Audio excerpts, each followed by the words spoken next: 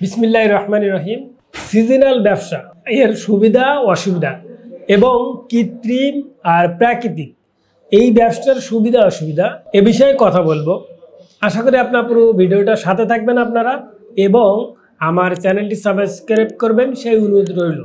তো দেখেন, জব বুঝি কোপ, অর্থাৎ যেখানে যে অবস্থা সেই অবস্থায় একটা কাজ করা। অর্থাৎ দেখেন, মনে করেন যে আমি চায়ের ব্যবসা, তো প্রথমে চায়ের কথা বলি।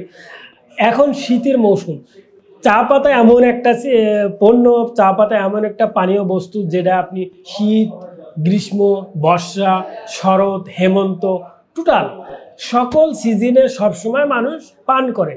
এটা একটি রয়্যালিটি ইনকাম। আপনি এই ব্যবসাটা করলে আপনি সামনে বা আপনার ফিউচারটা অনেক সুন্দর।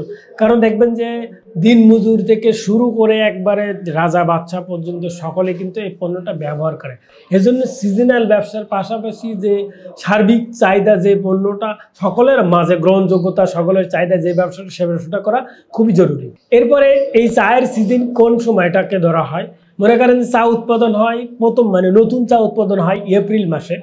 এপ্রিল মাস থেকে চায়ের উৎপাদন শুরু হয়, আপনার চায়ের সিজন চলে ডিসেম্বর পর্যন্ত। অর্থাৎ ডিসেম্বর মাসে থেকে চা পাতার গাছ মাড়াই করা শুরু হয়ে যায়।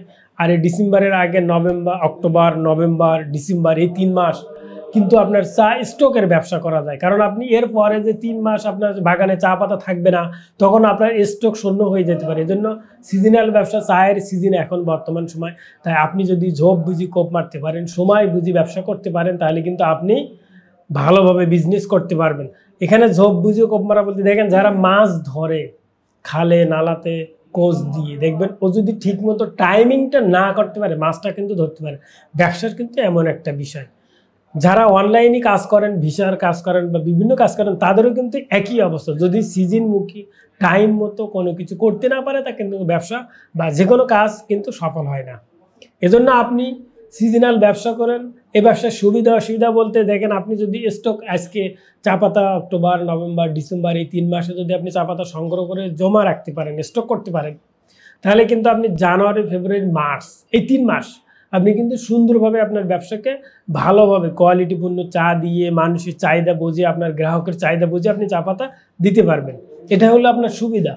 অসুবিধা বলতে এখানে আসলে অসুবিধা বলে কিছু নাই বেশি একটা। কারণ এখানে অসুবিধা হলো আপনি বেশি টাকা কিছুটা ইনভেস্ট করতে হবে, অতিরিক্ত টেনশন নিতে হবে, এছাড়া আর কিছু ঝুঁকি আর কি। অসুবিধার মধ্যে এটা একটা ঝুঁকি। এখন আপনি যদি ঝুঁকি না নেন, তো কিন্তু কোনো কিছু হবে না। কারণ no risk no gain, only pain. আর একটা প্রবাদ আছে যে রিস্ক মেন রিস্ক, অর্থাৎ ঝুঁকি নেয় যে সে ধনী হয়, যে ঝুঁকি নেয় সে কিন্তু বড় হতে পারে। দেখবেন আপনি আজকে যারা, আমরা যদি ছোট্ট একটা বৈজ্ঞানিক উদাহরণ দিতে, অ্যাসিডিটির স্বাদ গ্রহণ করা, এর স্বাদটা কেমন, এই স্বাদটা আবিষ্কার করার জন্য যেসব বৈজ্ঞানিকরা ঝুঁকি নিছে, মৃত্যুর ঝুঁকি নিছে, জীবনের ঝুঁকি, তারা গালে দিছে, এক হাত গালে দিছে, আর এক হাত কলম ধরছে তার স্বাদটা লেখার জন্য। 3 জন মিলে কিন্তু অ্যাসিডের যে টক, এই স্বাদটা, এসটা আকৃতি করতে পারছে। সার্ফ আর কি, যাক এসটা 3টা আকৃতি দিতে পারছে 3 জনে। তার মানে তারা ঝুঁকি নিচ্ছে। অর্থাৎ আপনি আমি যত ঝুঁকি নেব, তত কিন্তু জীবনে গেইন করতে পারবো। এরপরে বলছি যে কৃত্রিম পণ্য আর প্রাকৃতিক পণ্য।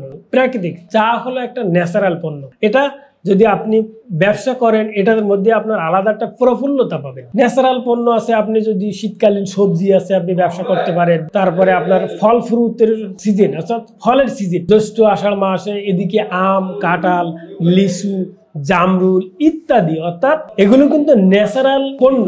প্রাকৃতিকভাবে উৎপাদিত পণ্য নিয়ে যদি আপনি ব্যবসা করেন, সিজনাল ব্যবসা করেন, সেটা কিন্তু আপনি ভালোভাবে নিজেকে ইন্ট্রোডিউস করতে পারবেন। এজন্য আমরা যারা উদ্যোক্তা হতে চাই, ব্যবসায়িক হতে চাই, প্রত্যেকের উচিত সময় বুঝে কাজ করা, টাইমলি একটা সিদ্ধান্ত নিয়ে পরিকল্পনা করে এগিয়ে যাওয়া। এরপরে কৃত্রিম পণ্য বলতে দেখেন, বাট অনেক ধরনের কৃত্রিম পণ্য আছে, সেটা সারা বছর সাপ্লাই দেওয়া যায়, বাট এর চাহিদা সবসময় থাকে না। যেমন মনে করেন যে লাড্ডু, এই লাড্ডু কিন্তু শীতকালের সিজনে বেশি খায়, গরমের সিজনে খুব বেশি খায় না। এরপর আপনি যদি টোস্ট, বিস্কিট, এগুলো কিন্তু সিজনের একটা সময় বিস্কিটের একটা চাহিদা থাকে। অর্থাৎ যখন চায়ের সিজন থাকে, এই সময় কিন্তু বিস্কিটেরও চাহিদা থাকে। এগুলো যদি আপনি ব্যবসা করেন, তাহলে বুঝবেন যে এই ব্যবসাটা কেমন প্রফিট আসে।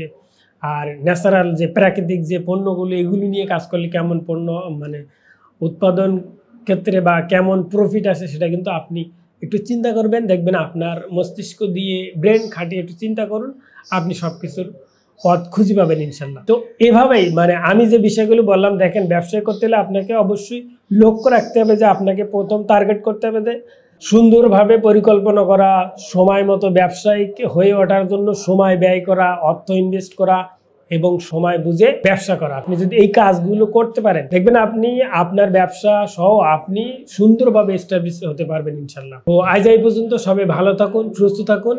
অন্য একটা ভিডিওতে অন্য ভিন্ন কোনো কথা হবে ইনশাল্লাহ। তো আমাদের সাথে ব্যবসা করতে চাইলে স্ক্রিনে দেওয়া নাম্বারে যোগাযোগ করবেন। আপনি একটু ব্যবসা করুন বিশ্বস্ত প্রতিষ্ঠানের সাথে, যে প্রতিষ্ঠান আপনাকে সবসময় সার্বিক বিষয় সহযোগিতা করবে, শুধু পণ্য দিয়ে নয়, কথা দিয়ে, আপনার পরামর্শ দিয়ে ইনশাল্লাহ। সবাই ভালো থাকবেন, সুস্থ থাকেন। আসসালামু আলাইকুম রহমতুল্লাহ।